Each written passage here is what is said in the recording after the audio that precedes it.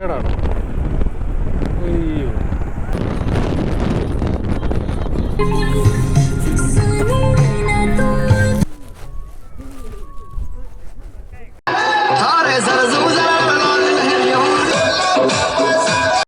പണ്ടെങ്ങോ പഠിച്ച പാഠപുസ്തകത്തിലെ അനുഭവങ്ങളെല്ലാം മാറി മറിഞ്ഞൊരു ദിവസമാണ് ഇന്ന്. നേരെ പോകുന്നത് രാജസ്ഥാനിലെ ഡെസേർട്ടിലേക്കാണ്. മരുഭൂമി ഒന്ന് കാണണം, പറ്റുവാണെങ്കിൽ അവിടെ നിന്ന് സ്റ്റേ ചെയ്യണം. ജയ്സൽമീർ വാർ മ്യൂസിയം കണ്ട ശേഷം കുറേ സമയത്തിന് ശേഷമാണ് ഒരു ഓട്ടോറിക്ഷ ലഭിച്ചത്. 50 രൂപയാണ് ഇവിടെ നിന്ന് ജയ്സൽമീരിലേക്ക്. വഴിയരികിൽ കർഷകർ അവരുടെ ഉൽപ്പന്നവുമായി ഇരിപ്പുണ്ട്. വിൽപ്പനയ്ക്കാവാം. വേലിക്കപ്പുറം ഒരുപറ്റം ആട്ടിൻകൂട്ടങ്ങൾ. ഇവയെല്ലാം വളർത്തുവാൻ പ്രത്യേകം കൂടുകളൊന്നും വേണ്ട എന്ന് തോന്നുന്നു. നോർത്ത് ഇന്ത്യയിലെ ഒരു സ്ഥിരം കാഴ്ചയാണ് ഇത്. ഒരുപറ്റം ആട്ടിൻകൂട്ടങ്ങൾക്ക് ഒരു ഇടയനാവും ഉണ്ടാവുക. ഇറച്ചിക്കും പാലിനും തോലിനുമാണ് പ്രധാനമായും ഇവിടെ ആടുകളെ ഉപയോഗിക്കുന്നത്. കാരണം പോത്തിറച്ചി ഇവിടെ നിഷിദ്ധമാണ്. ഒരാൾക്ക് 100 രൂപ നിരക്കിൽ ജയ്സൽമീർ ഹനുമാൻ സർക്കിളിൽ നിന്നും മരുഭൂമിയിലേക്ക് ജീപ്പുകൾ ഇങ്ങനെ സർവീസ് നടത്തുന്നുണ്ട്. അങ്ങനെ ഒരു ജീപ്പിൽ ഞാനും കയറിപ്പറ്റി. ജംഷീർ ഭായ് ആള് നല്ല കമ്പനിയാണ്. മരുഭൂമിയിൽ എത്തും മുൻപ് തന്നെ അവിടുത്തെ കാര്യങ്ങളൊക്കെ ഒന്ന് ചോദിച്ചു മനസ്സിലാക്കണം. അതാണ് എൻ്റെ ഉദ്ദേശം. ടെൻറ്റുകൾ എങ്ങനെ ബുക്ക് ചെയ്യാം, ടെൻറ്റുകളുടെ റേറ്റ് എത്രയാണ്, അതൊക്കെയാണ് ഞാൻ ഇദ്ദേഹത്തിനോട് ചോദിച്ചു മനസ്സിലാക്കിക്കൊണ്ടിരിക്കുന്നത്.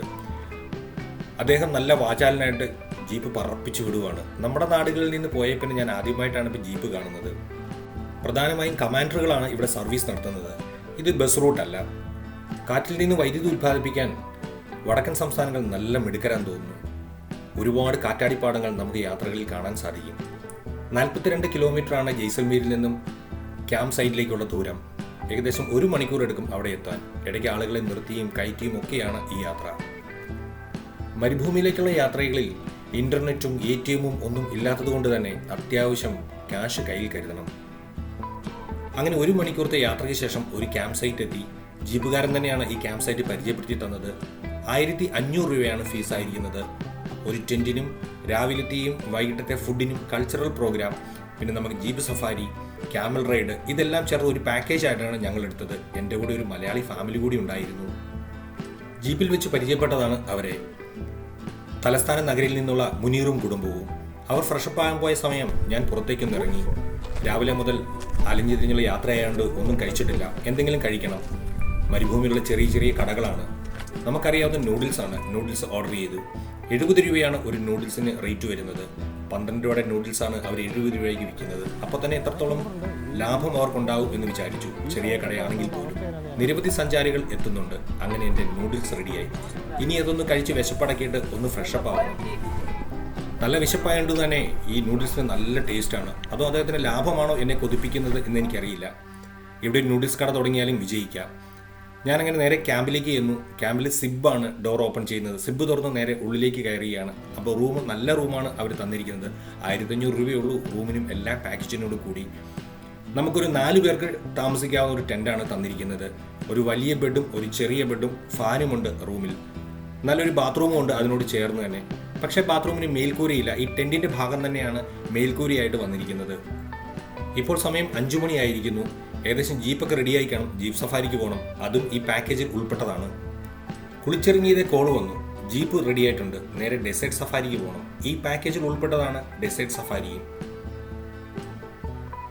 അങ്ങനെ ജീപ്പിൽ കയറി നേരെ ഡെസേർട്ടിലേക്ക് യാത്ര ചെയ്യുകയാണ്. ഓപ്പൺ ജീപ്പാണ്. പഴയ ജീപ്പുകളൊന്നും ഉപയോഗിക്കുന്നില്ല. താർ പോലുള്ള ജീപ്പുകളാണ് ഈ താർ മരുഭൂമിയിൽ ഉപയോഗിക്കുന്നത്. രസകരമായ കാര്യമാണ്. നമ്മൾ സിനിമകളിലും പുസ്തകങ്ങളിലും മാത്രം കണ്ടിരിക്കുന്ന ഡെസേർട്ട് കാണുക എന്നുള്ള അത്ഭുതത്തോടു കൂടി തന്നെയാണ് യാത്ര ചെയ്യുന്നത്. സൺസെറ്റാണ് ഏറ്റവും നല്ല അനുഭവം എന്ന് കേട്ടിട്ടുണ്ട്. അതുകൊണ്ട് തന്നെ ഈ സമയത്ത് നിരവധി വാഹനങ്ങളാണ് ഡെസേർട്ടിലേക്ക് യാത്ര തിരിക്കുന്നത്. കൂടെ ഞങ്ങളും. ആ മലയാളി ഫാമിലിയും എൻ്റെ കൂടെ ഉണ്ട്. മുനീറും വൈഫും ഒരു കുഞ്ഞു കുട്ടിയും. ഈ യാത്രകളിൽ പോകുമ്പോൾ കാഴ്ചകളെ കാണാൻ രസമാണെങ്കിലും ഈ ജീപ്പിലിരിക്കുന്ന അത്ര സുഖകരമായ കാര്യമല്ല. നല്ലപോലെ പിടിച്ചിരുന്നില്ലെങ്കിൽ തെറിച്ച് വീഴും.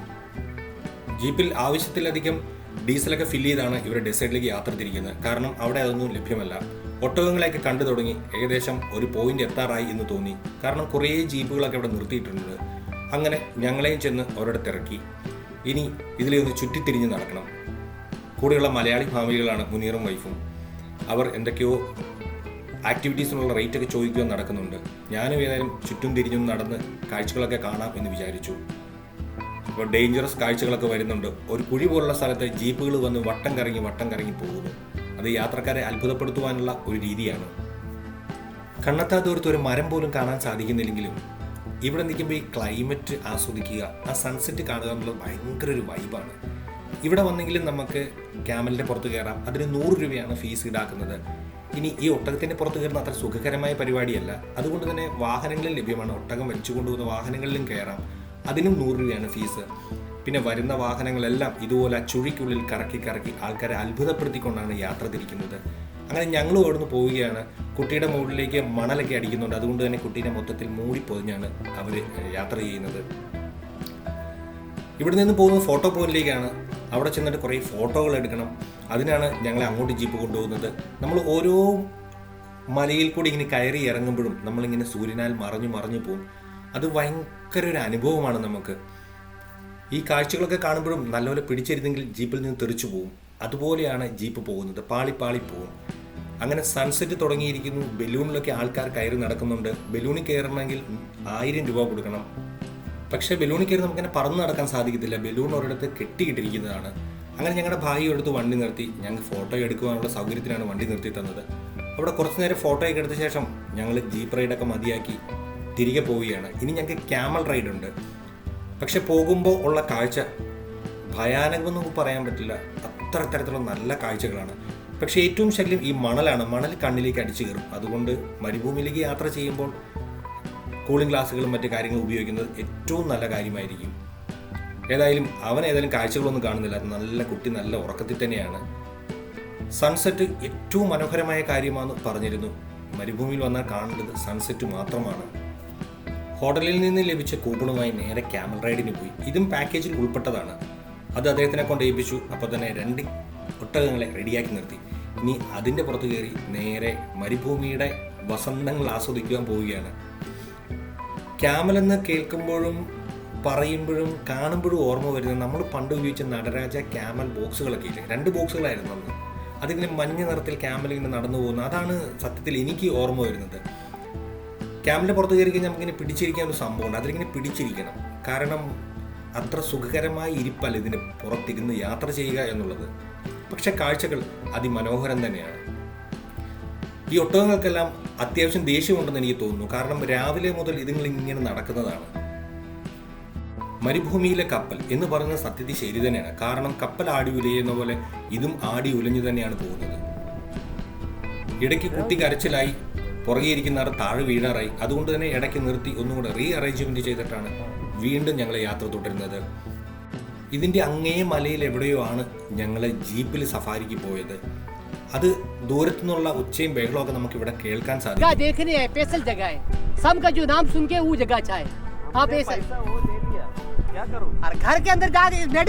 ചെറിയൊരു പണി കിട്ടിയതാണ്. അവർ ഒട്ടകത്തിനെ സ്റ്റോപ്പ് ചെയ്തു. ഇവിടെ വരെയുള്ളൂ ഹോട്ടലുകാർ പറഞ്ഞതനുസരിച്ച് പോകുവാൻ പറഞ്ഞത്. ഇനി ഇവിടെ നിന്ന് പോകണമെങ്കിൽ വേറെ ക്യാഷ് കൊടുക്കണം. അങ്ങനെ 500 രൂപയിൽ തുടങ്ങി അവസാനം 400 രൂപയിൽ മുനീർ അത് ഉറപ്പിച്ചു.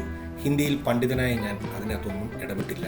അങ്ങനെ ഞങ്ങൾ യാത്ര തുടരുകയാണ്. നല്ല ഒരുക്കി കൊണ്ടു നടക്കുന്ന ഒരു ക്യാമലിനെ പല രീതിയിൽ ഇവർ ഒരുക്കി നടക്കുന്നുണ്ട് അവിടെ. അങ്ങനെ മുന്നിൽ പോയ അവർ പിന്നിലായി. ഞാൻ മുന്നിൽ നടക്കാൻ തുടങ്ങി. എൻ്റെ ക്യാമൽ അത്യാവശ്യം സ്പീഡിലാണ് പോകുന്നത്. അങ്ങനെ പോകുന്ന ക്യാമലൊക്കെ ഉണ്ട്. ഈ കേക്ക് നേരിട്ട് കാണുമ്പോൾ ഒരു വൈബ് അതൊന്നും നമുക്ക് പറഞ്ഞറിയിക്കാൻ സാധിക്കത്തില്ല. വീണ്ടും അവരുടെ ഒട്ടകം മുന്നിൽ കയറി, ഞാൻ പുറകിലായി. എൻ്റെ ഒട്ടകത്തിൻ്റെ കയറ് അവരിലാണ് കൊടുത്തിരിക്കുന്നത്. കാരണം കൂടെ വന്ന ഒരാൾ തിരികെ പോയി. ഇപ്പം ഈ 2 ഒട്ടകങ്ങളെ മേയ്ക്കുന്നത് ഒരാളാണ്. ഒരാളെന്ന് പറയാൻ പറ്റില്ല. എൻ്റെ ഒട്ടകത്തിനെ വലിച്ചുകൊണ്ട് പോകുന്നത് അവരാണ്. അവർ ഫോട്ടോയ്ക്കൊക്കെ പോസ് ചെയ്യുവാണ്. അവരുടെ ഫോട്ടോസൊക്കെ എടുത്തു. അതൊക്കെ അയച്ചു കൊടുത്തിട്ടുണ്ടോ എന്ന് എനിക്ക് സംശയമുണ്ട്. ഇപ്പോഴും സൺസെറ്റിൻ്റെ സമയത്ത് അങ്ങ് ഇരുണ്ട ഇതിലായിരുന്നു. ഇതിലിരിക്കാൻ ഭയങ്കര പാടാണ്. എനിക്ക് കിട്ടിയ കഴുതയാണ് ഈ കുതിര അല്ല ഒട്ടകം. ഇച്ചിരി പ്രശ്നക്കാരനാണ്. എനിക്ക് കിട്ടിയ ഒട്ടകമാണെങ്കിൽ കൂടുതൽ പ്രശ്നക്കാരനും. അതുകൊണ്ട് തന്നെ അത് ചട്ടിയൊക്കെയാണ് നടക്കുന്നത്. എങ്ങനെയും എന്നെ ഓട്ടി താഴെ ഇട്ടാൽ മതി എന്നുള്ളൂ ആ ഒട്ടകത്തിന്. ഇതിൻ്റെ ഇടയിൽ ഇതിൻ്റെ കൂടെ വന്ന സാരഥി തിരിച്ചു വരുമ്പം എൻ്റെ കൂടെ കയറുവാൻ ശ്രമിച്ചു. അത് ഒട്ടകത്തിന് കൂടുതൽ ദേഷ്യമായി. അതുകൊണ്ട് തന്നെ ഒട്ടകം വളരെ സ്പീഡിലാണ് നടക്കുന്നത്. അങ്ങനെ ഒരുവിധം ഞങ്ങൾ ഇതിൻ്റെ റൈഡൊക്കെ തീർത്ത് എത്തിയിരിക്കുന്നു. ഒട്ടകത്തിന് പുറത്ത് കയറുവാനല്ല, ഒട്ടകത്തിൻ്റെ പുറത്ത് ഇറങ്ങുവാന്നുള്ളത് ഭയങ്കര പാടാണ്. എന്നെയും പെട്ടോന്നും പറഞ്ഞ് ഇറക്കി. എവിടെയെങ്കിലും മരം ഉണ്ടായിരുന്നെങ്കിൽ അത് പിടിച്ചെങ്കിലും ഇറങ്ങിയാൽ മതിയായിരുന്നു. അങ്ങനെ ഞങ്ങളുടെ ഇന്നത്തെ അവസാന ഫോട്ടോഷൂട്ടൊക്കെ കഴിഞ്ഞ് ഞങ്ങൾ നേരെ തിരികെ ഞങ്ങളുടെ ക്യാമ്പിലേക്ക് എത്തിയിരിക്കുകയാണ്. ഫ്രഷപ്പായി വന്നപ്പോഴത്തേക്കും അവിടെ കൾച്ചറൽ പ്രോഗ്രാമൊക്കെ തുടങ്ങിയിരിക്കുന്നു. ഒരു ഗ്രൗണ്ടിന് ചുറ്റും എല്ലാവരും ഇങ്ങനെ ചുറ്റിയിരിക്കും. ഇടയ്ക്ക് നമുക്ക് കഴിക്കുവാൻ ചില സ്നാക്സ് ഒക്കെ കൊണ്ടുതരും, വറുത്തതും പൊരിച്ചതുമായവ. ഇതിൻ്റെ കൂടെ ചൂട് ചായയുമുണ്ട്. നല്ല തണുപ്പായതുകൊണ്ട് തന്നെ ഇതൊക്കെ ആസ്വദിച്ചിങ്ങനെ ഇരിക്കാം. അതിനിടയിൽ പാട്ടുകാരൻ എൻ്റെ പേര് ചോദിച്ചു. പിന്നെ അതായി പാട്ട്. गांधी हाँ गांधी गांधी तो गांधी जी आपके ऊपर सर बोलना चाहता मजा के लिए पर आप वहीं आश्रम बहुत जरूरी है. गांधी जी खाना खाने का मजा. പാട്ടുകാരൻ്റെ സുഖിപ്പിക്കലിൻ്റെ ഇടയിലും ഒരുത്തൻ എന്നെ നോക്കി പേടിപ്പിക്കുന്നുണ്ട്. കാരണം അവൻ എന്നെ ആദ്യമായിട്ടായിരിക്കും കാണുക. ഇത്തുള്ള യാത്രകളിൽ അവൻ ഫുള്ള് ഉറക്കത്തിലായിരുന്നു. പിന്നീട് കലമൊക്കെ തലയിൽ വെച്ചുകൊണ്ട് ഒരു ഡാൻസിലേക്ക് വന്നു. അതിനുശേഷം ഫോക്ക് ഡാൻസ് ആണ്. ഇതെല്ലാം ഒരാൾ തന്നെയാണ് അരങ്ങേറുന്നത്. ഇതിൻ്റെ കൂടെ ഗ്രൂപ്പായിട്ട് കുറേ പെൺകുട്ടികൾ വന്നൊക്കെ പോകുന്നുണ്ട്.